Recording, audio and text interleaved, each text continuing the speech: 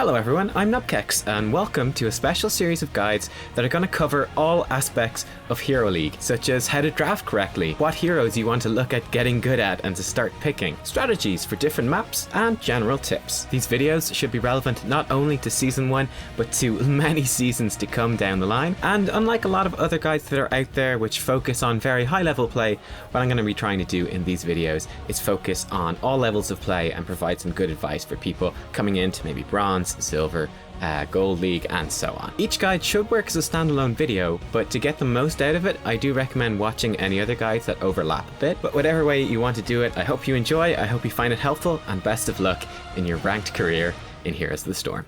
Hello everyone, and welcome to this video where we're going to be looking at drafting in Hero League. In today's video, we're going to look at general drafting tips, what you need to be looking to do in the different positions you can be placed in during the draft, how to build a good team composition and how to counter your enemy's one. And yeah, what we're going to do is go through the basics first of all, and then I have a draft from a Hero League game that I played that went very well. You can ask our Murden from that game. He said it went well too, don't just take my word for it. But yeah, what we're going to do is go through this draft step by step. I'm going to pause it at each point along the way whenever we see anyone changing heroes, or we're going to talk about all the different strategies and tactical decisions that have gone into this particular draft as an example of how to draft well. Okay, well, before we dive into that example, let's talk about some of the basics of drafting. What are you looking to do when you go into a draft? Well, in the draft, you're looking to get your hands on a set of heroes that, number one, work well together, number two, that will work well against the heroes that the enemy team picks up, number three, that will work well for the map that you're playing on, and number four, that are strong in the current balance patch that you're in. Now, unfortunately, I cannot see the future, so in this video, I cannot tell you which particular heroes will be strong at the whatever time it is that you're watching this video, but if you go and check out any streams or videos that are current to when you're watching this, you should be able to pick up a rough idea of who is strong and who is weak at the time you're watching. Before we jump into maps, let's talk about team compositions in general, because there are a few things we can say about teams in general without reference to the particular map or heroes that are being played. I would say the basic team composition you're looking at for a ranked draft is to have 3 damage dealing heroes, that is assassins or specialists, 1 warrior, and 1 support. So the reason we bring a warrior is that they usually have the most crowd control, they can start team fights, and they can create a lot of zone control during team fights. They can keep enemy high damage dealers away from your squishy damage dealing characters. Having a support hero is really strong because with their ability to heal, they essentially multiply the effectiveness of the other 4 heroes on your team, as opposed to just adding on another one. It just works out a little bit better in the end. Now, I say this is the basic team composition because it's not the only team composition by any means. I mean, at the time of recording this, having 2 warriors is also a very strong option. Having 2 supports right now is very strong. You pick up a Tyrande or a Tassadar in that second slot, and they can do just amazing things. We've also seen other team compositions in the past, such as Triple Warrior, and going into the future, who knows exactly what will be effective. But needless to say, when you get into the drafting screen, you want to communicate with your team, whether it's through hovering heroes that indicating what hero you're going to pick, or just telling them verbally in the chat. You want to create a team composition that makes sense. Oh, I should also point out that what's been playing in the background here is the official Blizzard Heroes of the Storm info guide to Ranked. It's called Ranked Play. There'll be a link in the description, or if you Google Heroes of the Storm Ranked Play, it should come up. I think there's also a little help button now on the new rank screen that you can click and it'll bring you there. And it's a really, really good 2-minute introduction to just all the basics of Ranked, including the draft. It's certainly basic, but it's a great place to start. And hey, if you want to just get a quick 2-minute guide and then hop in, then that might be the place to go. Obviously, what I'm doing in this video is going really in depth, really breaking things down step by step, like full detailed analysis. So if you're looking for that, then you're in the right place. So, how about we get into it? Let's go. The map that I'm going to be playing in this particular draft is Blackheart's Bay. So let's go over a quick crash course of what heroes and strategies are effective on Blackheart's Bay. Blackheart's Bay is a particularly unusual map, and that's because of how the objective on it functions. So basically what we do is we kill creep camps, we collect coins, we destroy chests, we get some more coins, and then we try to hand these coins in to the captain himself, who will then fire his cannons upon the enemy structures. So some interesting things happen here. Number one, we rarely actually want to be pushing our enemy buildings directly. The reason is it's a very large map, so it makes it quite risky. You're quite far away from your own structures and from safety. But number two, the way the objective works is when you're carrying the coins, if you die when you're pushing forwards, again in that risky, far from your structure's position, number one, you lose the coins, so your team no longer has them. Number two, you give the enemy team the coins, so now they have more coins than they had before. And number three, if you've therefore died, you've given your enemies a great opportunity to turn in those coins. So pushing forwards aggressively can in three ways be a very bad thing. So we don't often see that style of gameplay on this particular map. Instead, we're looking for heroes that fulfill a few different roles. The biggest thing you're looking for here is a hero who can solo merc camps quickly and safely. So for example, Illidan, Sonya, Rexar, heroes along those lines. We have a lot of merc camps across both sides of the map that you can take control of. These merc camps do a couple of things. Number one, they give you coins, which is great, but number two, they also push down the lanes, and by creating pressure from pushing down the lanes, it then draws your opponents away. They have to deal with those merc camps, and that gives you a chance to turn in those coins that you've just earned. And this basically dictates kind of the tempo of this map. So having a hero that can do this on their own very safely and quite quickly is pretty much an essential part of any good team comp here. Number two, you could possibly have a high attack speed hero, someone like Tracer or Tychus, who can destroy the chests very easily. Number three, obviously it's a big map, so heroes with global presence are going to be extremely effective. Someone like Brightwing or Falstad, they're going to get a lot done here because they can, again, be in a particular lane and then get to somewhere else on the map very quickly. Number four, you're going to want a strong solo lane hero for the bottom. So our top two lanes are very close together, then we have all the subjective stuff in the middle, and then the bottom lane very much isolated from the rest of the map. So we're going to want hopefully one single strong solo laner down here, someone like Thrall or Zagara, who can basically stay down here on their own and not die. This leaves space for your other four heroes to take control of these top two lanes. And basically, if your enemy sends 2 or 3 heroes to the bottom lane, that lets you take control of not only the top chest, but 2 waves of experience, potentially pressure 2 lanes of structures, take control of Watchtower for some vision, and probably secure these 2 merc camps. This one over here, so let's say you're playing the blue team, this one right here is very easy to steal. Obviously very difficult to steal their bruisers or their siege camp. You can maybe steal this one, but it's risky. But this one over here, very vulnerable to being stolen, and having control of this top area with 4 heroes is an excellent way to do that. Alright, so as we go into our example draft, let's recap what we're looking for in terms of heroes, and also bear in mind what we want to try to deny to the enemy team. Number 1, a hero that is excellent at soloing all these merc camps. Number 2, a hero that has high attack speed and can take out these chests very quickly. Number 3, a hero with strong global presence that can get around the map very easily. Number 4, strong solo laners that can just survive on their own at the bottom. And with that, I think we're in a pretty good position to move into this example. Let's go for it. All right, and here we are about to go into the draft. So, as you can see, this was recorded during the preseason. This was part of my Road to Rank 1 series, where I started from the very first placement game and went all the way up to Rank 1. This was recorded around about Rank 5. So that's roughly speaking the standard we're going to be playing at. I would say, roughly speaking, that's probably around Platinum League in the new ranked system that is coming with Season 1. Let's get into this. First off, you'll see basically an introduction to the map. Again, I recorded this off my YouTube channel, so I had to silence, let's pause it here quickly. I had to silence the game sound or the video sound because it does have my commentary from during that draft. Again, you can find a link in the description below if you want to watch this draft and then the ensuing game. Yeah, so I have to silence it. I'm sure I'll have put some nice music in the background. But here we go. First things first, there is a coin flip which will determine which team is going to be banning first and therefore picking first when we go into the draft. Alrighty, and here we are during the first ban phase. So this screen might seem maybe a little bit intimidating or overwhelming at first, but let's break down each single position. Let's talk about what everyone is looking to do. And yeah, let's compartmentalize this a little bit to make it a little bit simpler. So one thing I like to do mentally is to break the draft down into 2 halves consisting of 4 phases in total. So the first half is going to be the first banning phase and the first pick phase. The second half will be the second banning phase and the second pick phase. So during the first half of the draft, team 1, in this case the blue team, will get to ban 1 hero, then the red team will ban a hero in response. Blue team will then get to first pick a hero, and we'll come back to all the meanings and strategies behind these in just a moment.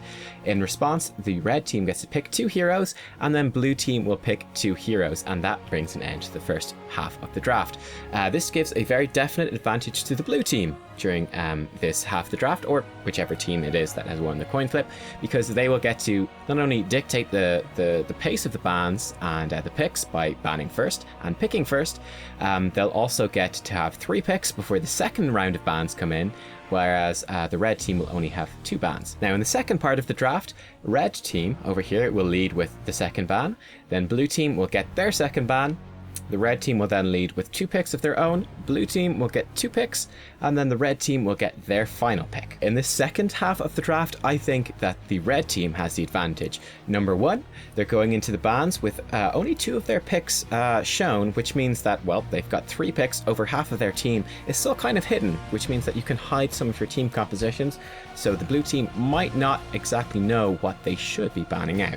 Whereas the blue team, with 3 picks already secured, will probably have revealed quite a lot about their team composition and leave the red team in a better position to ban something out. The red team having the last pick over here means that they can pick a hero which fits perfectly with the 4 heroes that their team has picked and the 5 enemy team heroes, because again, they can see every other hero that every other player in the game would be playing, which means they're in a perfect position to counter pick. But anyway, let's not get too far ahead of ourselves. Let's rewind all the way back to the first half of the draft. Let's talk about this first ban phase. In all honesty, the first ban phase can often be very predictable. In fact, sometimes it can be too predictable, and if you're smart about it, you can exploit it. But generally speaking, there will be 2 or 3 heroes that the community perceives as being overpowered. And these are normally the heroes that are highly contested within these first few picks up here and will often be banned out. For example, at the time of recording this particular video, Kael'thas, Tracer, and Illidan were considered very high priority heroes, overpowered heroes, so we can likely expect some of these to be either banned out first or picked up first. Now, bear in mind as well that this might be adjusted based on Blackheart's Bay and on the needs of the map in terms of team composition that I've already covered. Now, what this means, of course, is that players who are in these first few slots, the players that are going to be picking during the first half of the draft, are going to need to be able to play the quote-unquote overpowered heroes, most likely. Otherwise, you do risk kind of sabotaging your team's draft and transferring them over to the other team instead. Now, I have heard that there is in the works, and perhaps at the time you're watching this, it will already be out, but they are working on a system of allowing people to swap heroes. So, for example, let's say Kael'thas is considered the most overpowered hero. Well, we could have X90Z over here pick up Kael'thas. Now, he might not want to play Kael'thas. Let's say he wants to play, I don't know, Kharazim. We'll say, well, okay, Kharazim is not a very contested pick usually, so maybe over here at this last pick, I'll pick up Kharazim, but I'd love to play Kael'thas. So we say, hey, if you pick up Kael'thas for me, we'll swap. Now, at the time of recording this video, that isn't something that's in the game, but it is something they're talking about bringing in. It might vary in terms of how it works functionally, but roughly speaking, that's probably what we can expect. The types of heroes as well that are going to be focused on in the first half of the draft will vary depending on the type of meta that you find yourself in. Again, at time of recording, it's typically assassins that you're going to see being picked up in these first few slots, which therefore means that if you're in one of these last slots, therefore picking in the second part of the draft, you are probably going to be in the position of playing a warrior or playing a support, because assassins are typically the heroes that, well, number one, people generally speaking enjoy playing a little bit more, I think, and also which are kind of contested at the moment. Now, again, this might change. You might find yourself in a warrior meta where warriors are considered unbelievably good and you want to grab all those best warriors as early as you can in the draft, and assassins are kind of relegated to the end. It will depend on the kind of meta you find yourself in. But long story short, whatever heroes are considered the most powerful in general are going to be the ones that you're going to see picked up right at the start, and the ones you're going to see banned out. One little tip I can give you regarding this ban phase: let's say there are 3 overpowered heroes. Again, at the moment, at the time of this draft, we're talking about something like Illidan, Tracer, and Kael'thas. One thing you could do, if, say, the blue team over here bans out Kael'thas, that leaves Illidan and Tracer open. What the red team could do is say, well, if we ban Illidan, they'll pick Tracer. If we ban Tracer, they'll pick Illidan. So that's 3 OP heroes. We don't want to ban out 2 and give the first pick the other one. What we want to do instead, if they ban out 1, we'll leave 2 open, which means that yes, the blue team will get their choice out of 2 of them, but we also get to pick up whichever OP hero is left over. So again, let's say blue team bans out Kael'thas. It means that red team says, well, we'll leave Illidan and Tracer open, and then okay, the blue team gets their choice of the 2, either Illidan or Tracer, but then we get to choose whichever one they leave and therefore get ourselves an OP hero as well. Equally, something I recommend doing on the blue side is if there is one hero who's considered the most OP at the time that I'm recording this commentary video, this guide, that would be Kael'thas. Kael'thas is banned in pretty much every single game. He's banned all the time. What you should do on blue side is instead say, well, look, you know, people are they're not gonna let Kael'thas come through as our first pick because he's considered to be so powerful. So we're not going to waste our ban on Kael'thas. Let's remove something else from their team. Like, for example, we can see right here, my teammate wants to play Zagara. Maybe we'll remove something that works well against Zagara, some sort of dive hero. We'll ban that out instead, and then we'll force them to use their ban on Kael'thas. And if they don't ban Kael'thas, well, that's great. We get Kael'thas for ourselves, and he's the most OP hero, so we're happy. One thing you absolutely do not want to do if you're the blue team is to not pick up an OP hero for yourself and to give a couple of OP heroes to the enemy team. That is pretty much a disaster. For example, let's say we decide to pick up Sergeant Hammer first pick and they get Illidan and Kael'thas. That is a disaster. You're setting your team up for a really bad time. One thing I would say is that, again, let's say you're in an assassin meta, where support heroes are relatively unpopular, both in terms of power and in terms of what people enjoy playing. What you'll find is that if you do go and pick a support hero or a warrior hero even early on in the draft, even though they're not considered very highly contested or particularly overpowered, your team will probably still be happy with that because, again, it means that they're free to pick up their assassin heroes later on in the draft. And there's certainly value to that. You know, don't panic if you can't play heroes that aren't considered great. The one thing I would say is be very careful, again, in the meta we have at the moment, for example, of picking a damage dealing hero that's considered to be quite weak. For example, if 90Z over here first picked a Kerrigan on Blackheart's Bay, we'd be pretty unhappy. Our team would definitely be setting us up for a very weak draft. But if he picked up, let's say, Rhaegar or Tassadar, we're pretty happy with the support hero. If he picked up Muradin or Johanna, we'd be pretty happy to get our warrior early on, and then the rest of us can kind of pick a bit more freely instead of being forced into roles maybe later on in the draft. So I think we could live with that. So even if you don't necessarily want to play the super popular heroes right now, if you pick a support or a warrior, your team will probably be okay with it and your draft shouldn't suffer too much. So don't feel too pressured into playing overpowered heroes. But again, with hero swaps coming in, you might want to own them so you can swap later on. It depends on what state the game is in when this comes out. Tell you what, guys, I've done a lot of talking. Let's actually get into this draft. Let's hit that play button and let's see how these bans go down. So first thing we'll note, we have a Zagara. Again, as I mentioned, Zagara, very strong option for that solo lane down bottom. She gets great vision control with her creep tumors, and she's just very strong. She pushed the lane pretty well, she can survive pretty well, so it's nice to see that we're kind of hovering that already. Though it is relatively far down the draft, it gives them 2 chances to pick it up themselves, so we'll see how things go. Alright, well, let's pause it right here. We see another hero being hovered by our team, and that is Tracer in the first pick position. So this is pretty good. As I said before, Tracer is good at destroying the chests very quickly. In fact, she's the hero that destroys them the quickest on Blackheart's Bay, so she's quite solid for that. She's also a great hero in general. A very solid first pick hero at the time this was recorded. So we're happy to see that for sure. And what that means is we want to maybe turn our attention to heroes that might work well against Tracer and Zagara. And we'll see what our team captain, Eldris, here decides to ban out. Okay, so 2 things coming in very quickly here. Number 1, we have, I decided to hover Sonya. and then we have our team captain banning out Falstad. So the reason I'm hovering Sonya, again, we want a strong solo merc clearing hero. That is neither Tracer nor Zagara, neither of them do that well. They're trying to fit into our other positions. We still need a support, we still need a warrior, and I decide I'm probably looking at maybe a double warrior composition here, because Sonya is just so good on this map. She fits well into a second warrior slot because she's a little bit less tanky and has a little less control than other warrior heroes like solo tanks like Johanna or Muradin, but she brings an awful lot of damage. And again, this is one of her strongest maps because she can clear merc camps so well. So I'm kind of hovering Sonya, but again, I'm last pick, so this is just a suggestion to my team. I have to be, aware and open to the fact that as the enemy team pick up other heroes, that could invalidate this pick. They might pick up Sonya themselves. My teammates might want to grab it earlier in the draft to try to deny it to the enemy team. It's just a suggestion, but I'm letting my teammates know that this is kind of roughly speaking the type of hero I want to pick up, and it fits in with what my team has done already. We also have a Falstad ban. So Falstad, a hero with a global, going to be very effective on a big map like Blackheart's Bay. Falstad can maybe help pick up the top chest, then fly down to the bottom chest, and suddenly that 1v1 solo lane fighting over that chest in the bottom suddenly turns into a 1v2, and the Falstad can turn that into a victory for his team. So definitely a powerful hero right here on this map. Very, very good. So a nice one to ban away. And again, he's not necessarily one of the OP heroes, but he's a very, very good one, which kind of leaves the enemy team in a position where they want to ban out an OP hero. Let's play again and we'll see what happens. Okay, after some consideration, the enemy team decide to ban out Li Ming.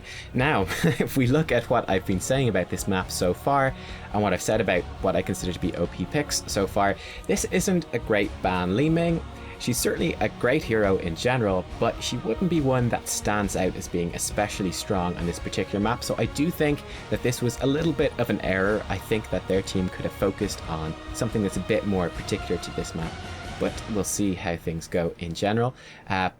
We don't know exactly what the enemy team want to pick up at this stage, so potentially they're banning out Li Ming because they feel Li Ming might counter what they're looking to do, or again, potentially they want to leave as many OP heroes open as possible.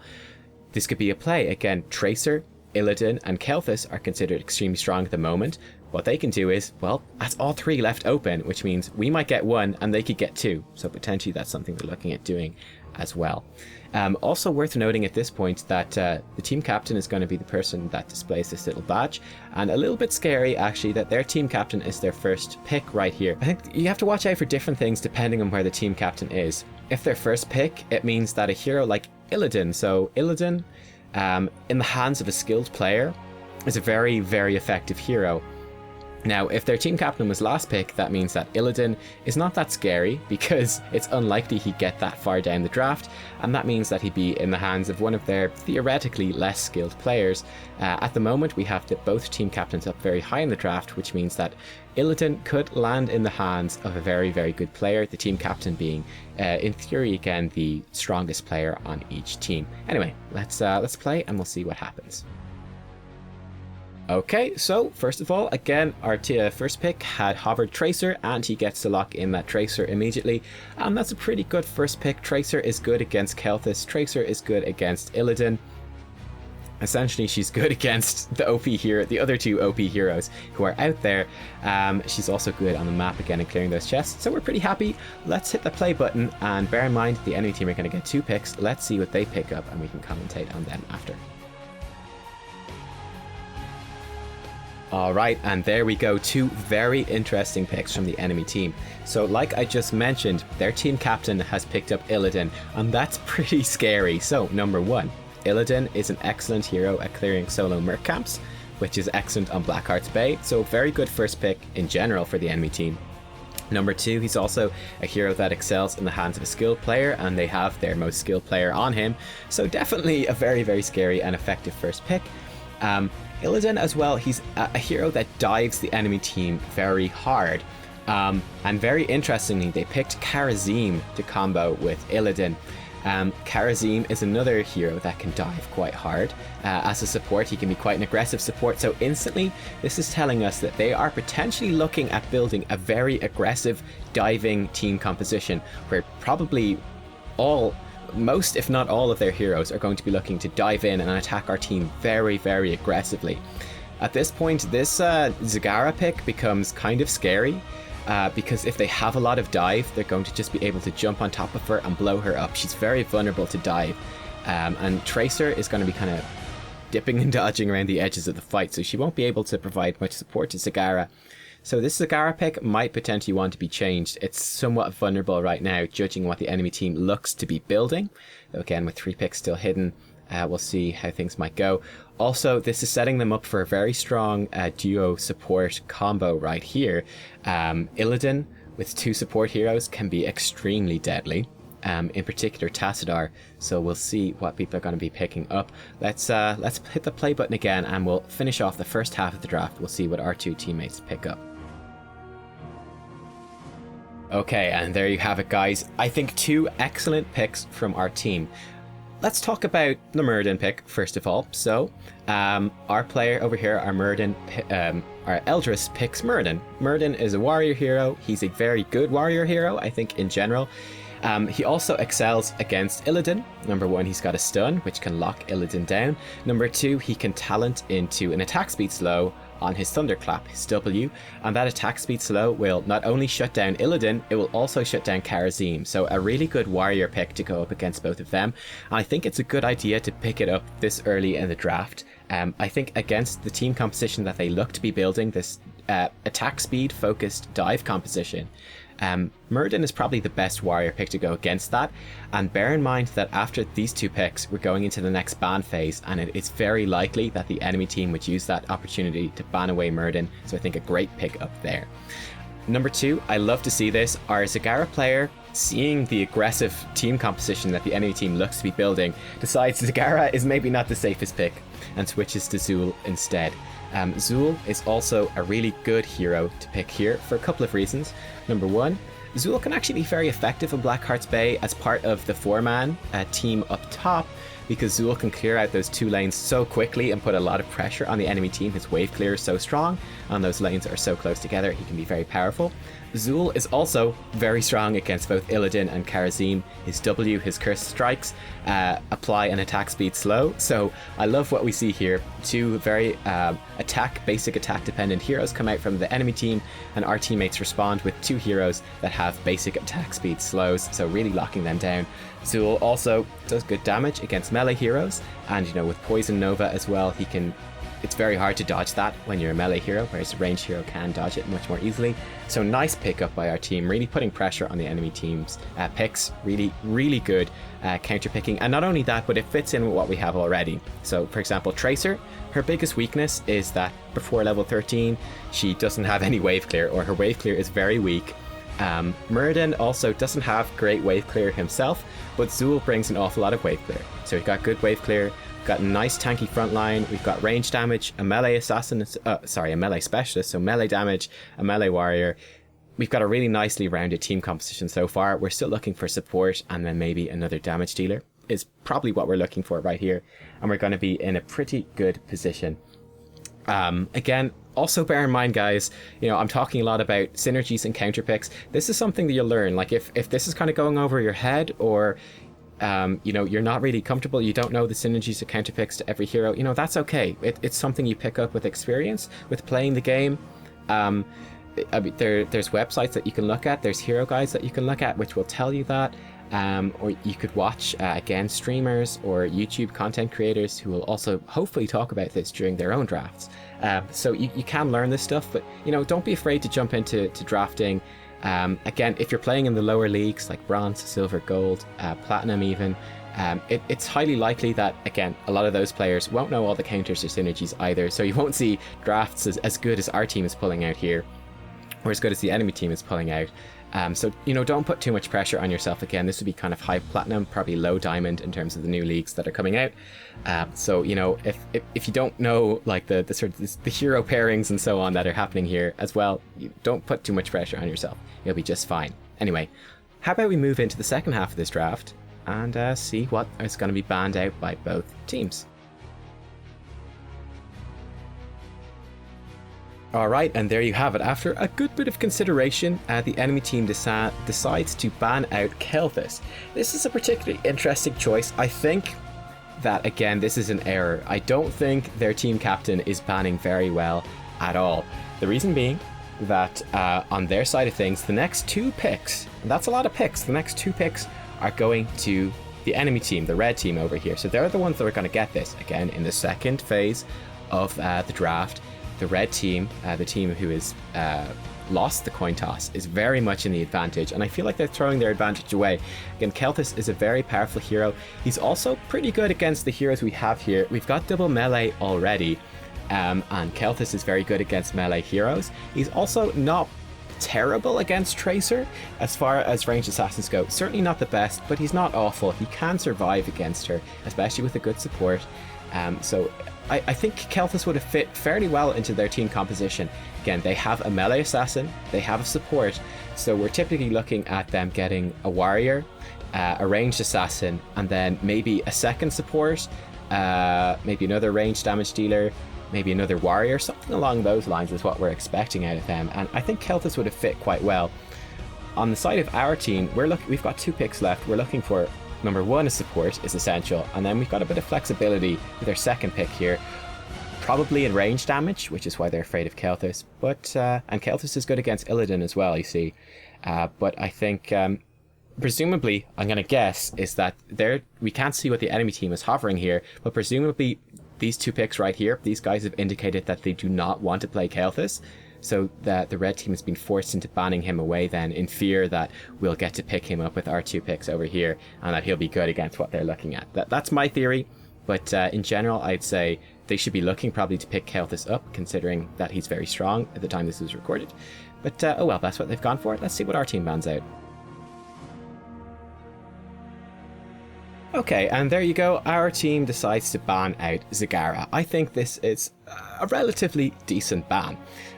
So again, like I was saying, their enemy team is looking to pick up 1, if not 2, ranged damage dealers, and Zagara is pretty much an ideal one for them. They have their roaming Merc taker, they have their support. Zagara would fit quite well in their team as well. Also, Zagara is quite good against Muradin and Zul, though weak against Tracer, very weak against Tracer. But Zagara could sit in that bottom lane and put a lot of map pressure out, get a lot of vision. So I think it's a pretty decent ban to get rid of her here. I think perhaps it might have been somewhat prompted by seeing Drop Dead over here hovering her earlier. She might have been on her mind. I would say, looking at this, I would prefer to see a Tassadar ban. I think Tassadar would very powerfully enable their Illidan and their Kharazim to be much more aggressive with his shields. Again, I think double support at the time I'm recording this is incredibly strong. I think Tassadar is great. I think Tassadar's vision that he brings with his trait is very good on this map. And Tassadar can also, he could also solo the bottom lane quite effectively with his wave clear and his survivability. He doesn't die, he can stay there for ages, and he can clear waves quite efficiently. So he could be not a very good bottom solo laner, but he could fulfill the role if they feel forced into it, and then be very effective in teamfights later on. So I would have liked to see Tassadar, but there you go. Again, in this second ban phase right here, what you're really looking to do is to either, number 1, deny the enemy team. Either what we could do here basically is say, well, look, they're looking to pick up warrior and range damage, probably let's deny them a range damage. All right, great. Number 2, you could deny them what I was saying with Tassadar, a hero that really enhances or synergizes with what they already have. So for example, Illidan, you could remove an OP hero like Kelthus if there's still any OP heroes remaining, and that works well. Otherwise, what you might do is, for example, if you picked up your warrior, we could try ban out a warrior like, say, ETC, and force them onto something that they might be a little more unpopular, that their warrior player might have a little less experience on. Or we might try to ban out something that counters our team. So I don't think Zagara counters our team too much. Like, she's good against, like I said, Muradin and Zul, but you know, she's not necessarily the end of the world. Now, again, he might be looking at me picking up Sonya, and it does look like I might get to pick up Sonya because they didn't ban her out, and they're not going to pick Sonya more than likely when they have Illidan. They kind of fulfill the same role of this melee damage dealer, so they're more than likely not going to pick up Sonya. So it is looking like we will get Sonya, so maybe Zagara is good to remove there, seeing as we'd have Muradin, Zul, and Sonya, 3 heroes that'd be quite vulnerable to that Maw. Also worth noting at this point that our 4th pick over here has started hovering Uther. So that's really nice to see. Again, I've indicated pretty much from the start of the draft that I want, or near the start of the draft, that I want to play Sonya. And our 4th pick is cooperating very nicely, and he is picking a support hero. So again, he is filling in right here. I think that's fair considering that we're picking at the same time. So well played to him. And there we go. Let's continue on with this, and let's see what 2 picks the enemy team are going to pick up right here. And this is the moment when you really see the sort of composition they're trying to put together. Okay, and there we go. The enemy team picks up a Jaina and a Tyrande. I think these are 2 pretty decent picks here. So I think that the enemy team has gone for a little bit of a change in strategy. Whereas they've got 2 kind of divey type heroes right at the start. They've kind of switched up. Seeing the Muradin and the Zul, they've had to switch it up a little bit, and they've picked Jaina and Tyrande, who are very much not diving heroes at all. As we can see, they are running double support, so we can expect probably the Tyrande to go for a damage build. We might even see 7-sided strike coming out of Karazim at this point, with Tyrande kind of filling in the gap in healing that they'd have from not having to find Pam. I think these are 2 good picks in response to what we have, or at least 2 decent picks. The reason being that Tyrande is quite good against Muradin and Zul. She can especially damage Tyrande. She can drop down that Starfall, and it's something they're going to have to run through. She can also apply the vulnerability, which will help blow them up. And then Jaina, also very good against melee heroes, and we've got a couple of melee heroes already, so not terrible picks by any means. Maybe there were better picks they could have gone for, but they're fairly reasonable. One thing I would say looking at their team is that their wave clear is pretty low. So I would even at this stage start predicting a high wave clear warrior like Johanna to come out from them, something like that to kind of make up for that. Jaina has got decent wave clear, but Tyrande is very weak, Karazim is very weak, and Illidan can be quite weak as well, especially if he starts getting pressured. Like if we picked up another ranged damage dealer, that Illidan would be under a lot of pressure in the lane. Also worth noting that they don't exactly have a super good bottom solo laner, so that's a bit of a weakness in their draft, but let's hit the play button here. Okay, here we go. Oh, I actually didn't see that, but Nighty Z over there was recommending that we ban KT. In fact, the enemy team did it already. So that was kind of funny, actually, that we were probably going to ban KT. Again, like I mentioned before, I didn't see that earlier, but they end up sort of therefore wasting a ban on KT instead. You can see here, I'm having our Uther gets locked in immediately. I think that's a fairly solid choice. Yeah, I don't see anything wrong with that particular choice. I think Uther works well with what we have here. If anyone starts getting low, he can burst heal them up. Divine Shield will work fairly well with Tracer, or if Zul gets stuck in a sticky situation, it will protect him. Also, if they pick up that 7-sided strike, it could help keep Zul or Muradin alive. So not a bad pickup by any means. I think he's a solid healer. You can see here, I am wavering on whether to pick up Sonya or not. So yes, Sonya is very good against Merc camps, but in response to Jaina and Tyrande, I'm a bit fearful right now, especially considering 7-sided strike as well. That's a lot of damage for Sonya to go into. And the reason I'm scared is that, so Sonya, she's going to throw out her spear, stun someone, and she's going to go into the fight quite hard. At that point, she gets an a movement speed bonus from her trait, but generally speaking, apart from that, she's low mobility.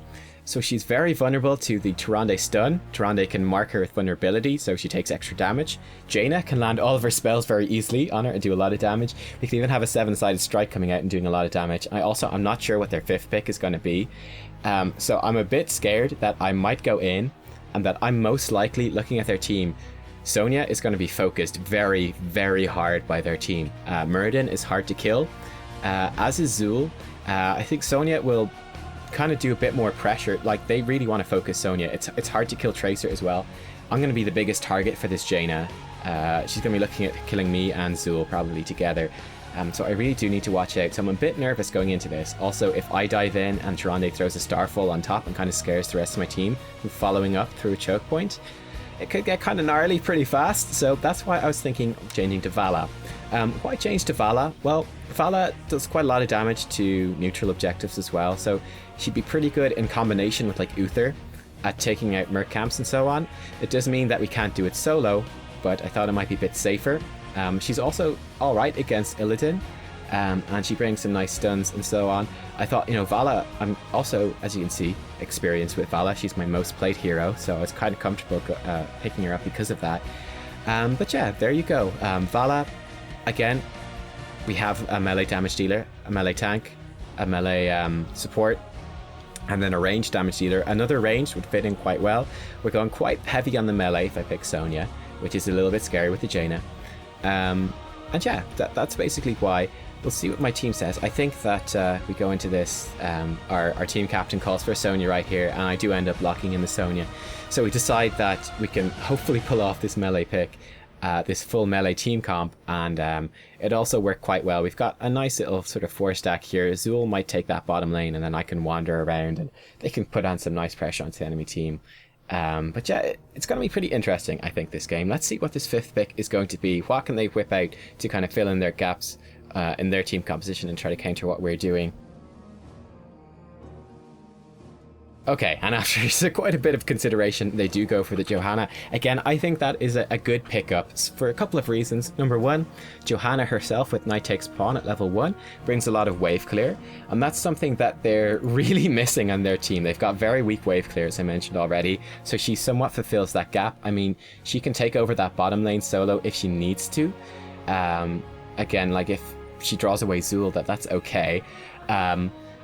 She's also very good against melee heroes. She's got a blind as well on her E, and the blind is going to be effective against Zul, very effective against Tracer and against Sonya. Her Condemn and her Punish, her W and her Q are both very good against melee heroes, and we got a lot of melee heroes. And it also provides them a very, very tanky warrior to be a kind of a front line for their now somewhat vulnerable Jaina and Tyrande. So she's something of a front line, makes it a little bit difficult maybe for Tracer to get past their team and get to this back line, while Illidan and Kharazim are trying to dive forwards a little bit. So I think Johanna is a good pickup for them. And yeah, that is, I think, a pretty good draft. You can see the kind of the interactions that are going on. Again, in your first few picks, trying to pick up sort of high value, high priority damage dealers, but you can also, as you see, go for things like warrior or support early on in your draft. Again, like I said as well, the basic team composition is 1 warrior, 3 damage dealers, and 1 support. However, as you can see, if you look at our team, we have 2 warriors, really well. Sonya's a bit of a damage dealer, a support, and then a melee damage dealer and a ranged damage dealer. So a little bit somewhat unusual, you might say. And again, Zul is a fairly tanky guy, so we're somewhat low on damage, and definitely very low on burst damage, but that's okay because we've kind of drafted a good team composition for Blackheart's Bay. We have a lot of wave clear with Zul. We've got a great Merc damage dealer. We have nice counter picks to their attack speed guys, and yeah, like it's looking pretty good for us. On the side of their team, they got their Illidan, very good pick for Blackheart's Bay. They have kind of dive bros. They had to adjust their strategy then as they went a bit later on because of our 2 very good picks from our team that kind of forced them to back off from building a full dive comp right there. And they went for a couple of heroes that would be good against kind of punishing to melee and might be able to zone us back a little bit from going too hard against them, and then picking up that warrior to fill in their missing wave clear. I would have to say in general that our draft was much better than theirs. I feel that their draft went very well up until the second half of the draft, where the Kel'Thas ban was definitely a mistake, and then they picked up Jaina and Tyrande. I don't think these are really heroes that they ideally would have wanted to pick up. If they could have got Kel'Thas instead of Jaina, they would have been super happy. More than likely, of course, if they didn't ban KT, we would have banned KT, but then they could have got Zagara instead, which would have given them a really strong bottom solo laner. And also a good hero against melee. A little bit better than Jaina, because Jaina's a little bit weak at the time this was recorded. But, you know, that would have been slightly more ideal. And then I think Tassadar would have fit better than Tyrande. Again, Tassadar would have given them...